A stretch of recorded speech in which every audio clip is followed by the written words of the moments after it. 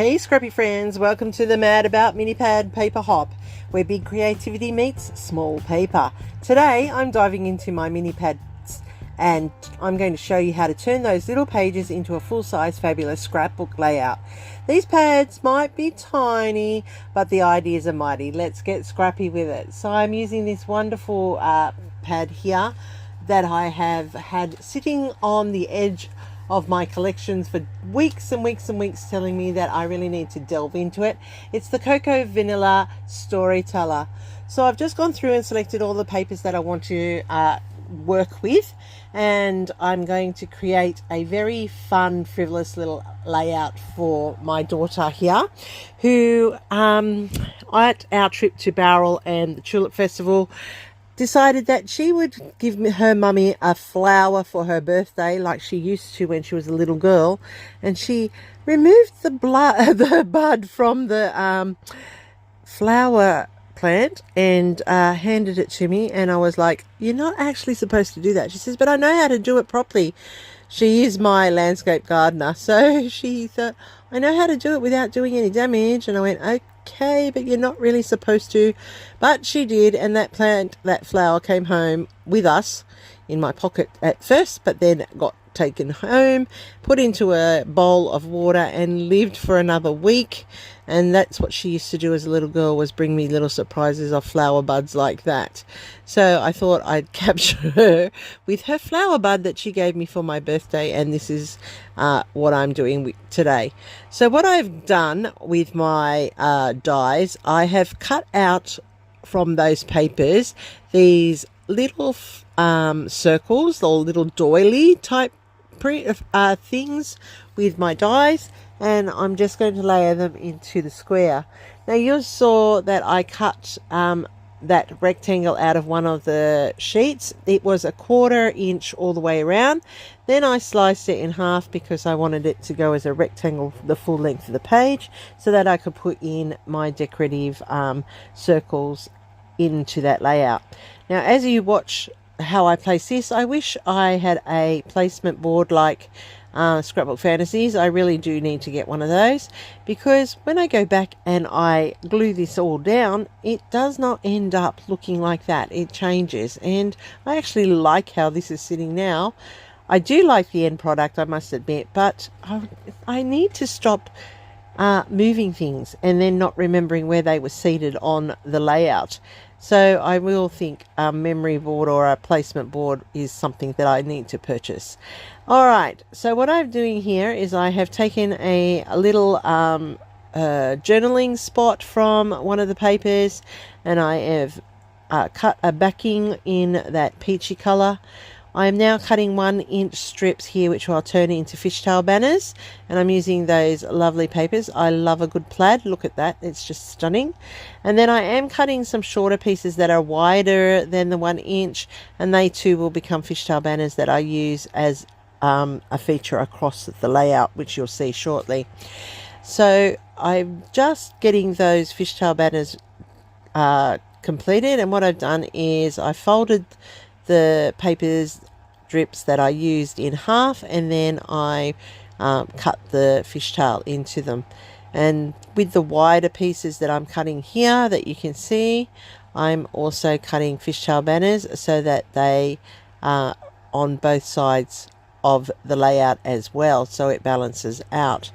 So they're actually very easy to make and quite effective on a layout. So I'm now going to adhere those across the bottom of that blue square, and that will help tie everything together.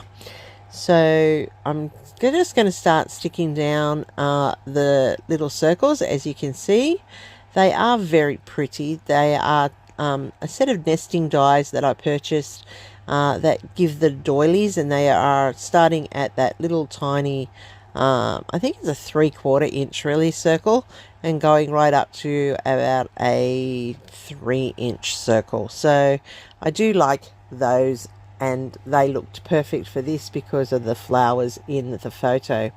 Now I do love Storyteller from Cocoa Vanilla. The colors are just magic. They are a softer a softer pastel color. that just complements beautifully for a spring feel to the layout.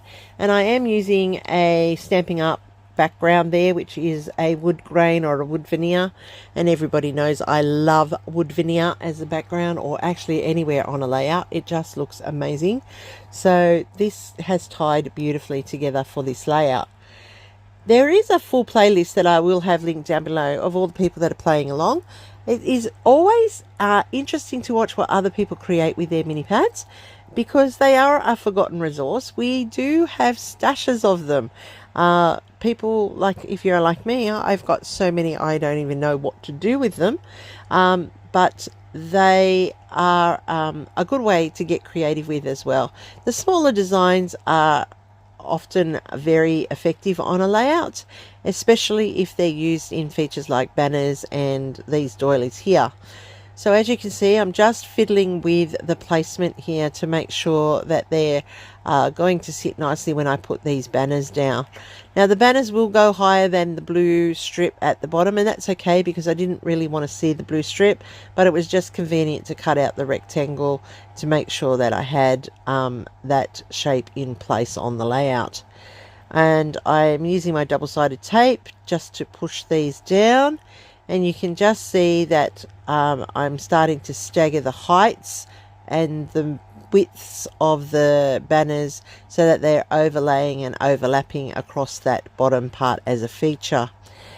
Fishtail banners I find are always a great addition to a layout. They're just something that's so easy to achieve and yet will have a major impact on the overall look of the layout. They give that extra texture to the layout because you can stagger them in lengths, as you can see happening here, and that just brings a whole lot more onto your layout in pattern wise, because they just complement each other yet without overpowering the layout. So I'm happy with that placement there. And what I'm going to do now is I'm just going to add in the next lot of these circles, and these are a little bit bigger, as you can see, and I do like these doilies, and immediately I have changed the placement, and that's why I said I need that placement mat so I remember where I had put it down to start with.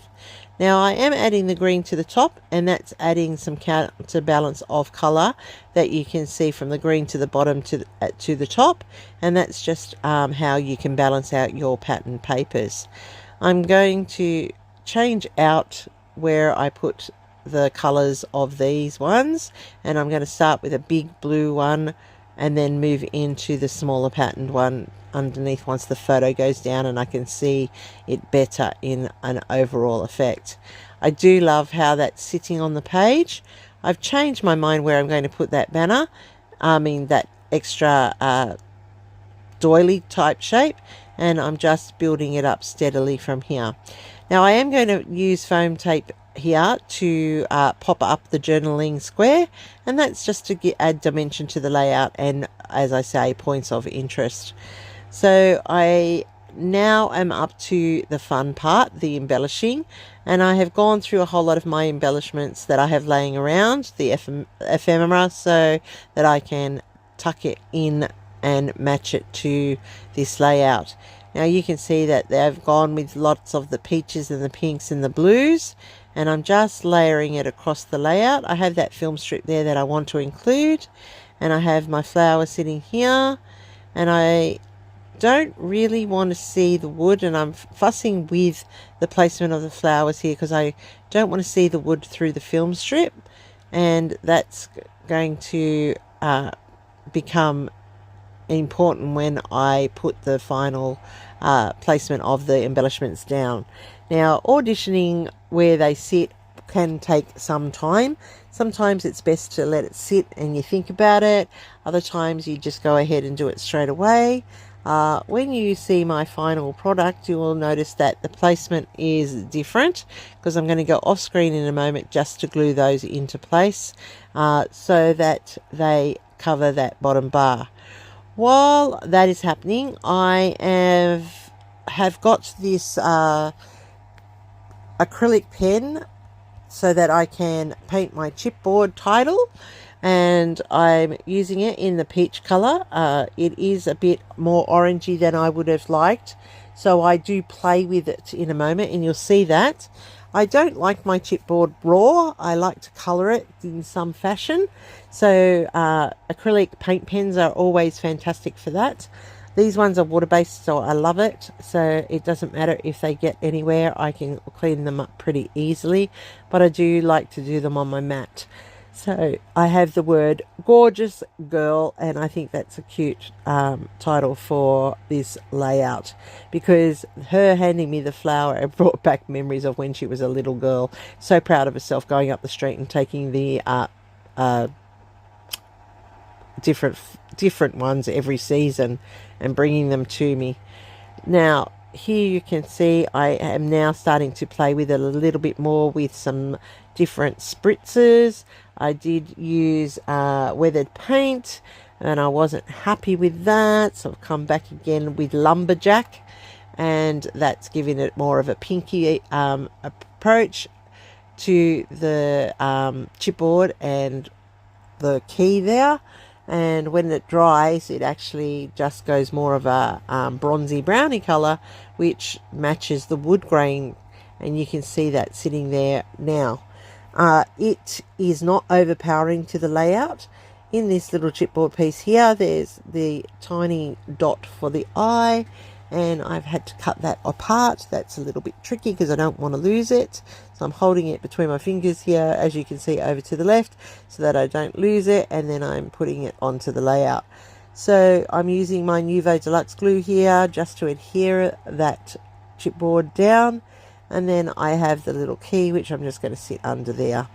So that's how I put all of those embellishments down off screen, and now I'm using these Pink Fresh buttons, and I'm just adding those to the layout, a bit like flare, and just adding a little bit more texture and depth to the layout.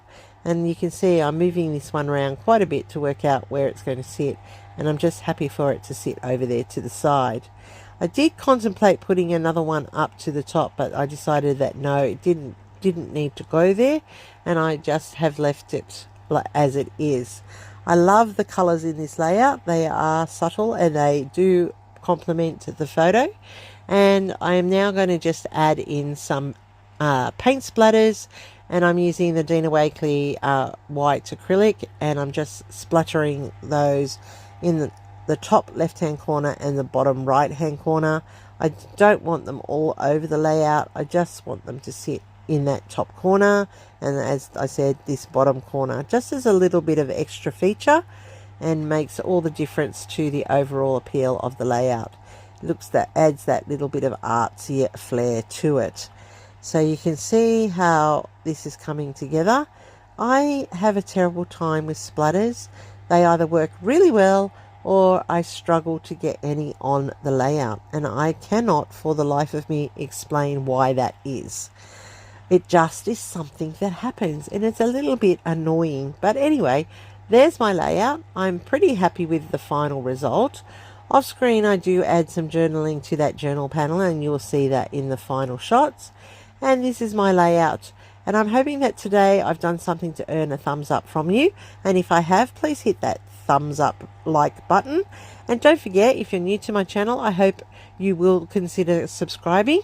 I do try and put out content every week. I aim to share my creativity with everyone, and don't forget there is a playlist that you can check out where all the clever people who play along will have some amazing layouts this month with their mini pad features. I really am grateful that you spent the time watching today. It is very, very much appreciated knowing how busy everybody's lives are, and you take the time to watch. So stay creative, friends, and I will see you in the next video, which I have for you here right now.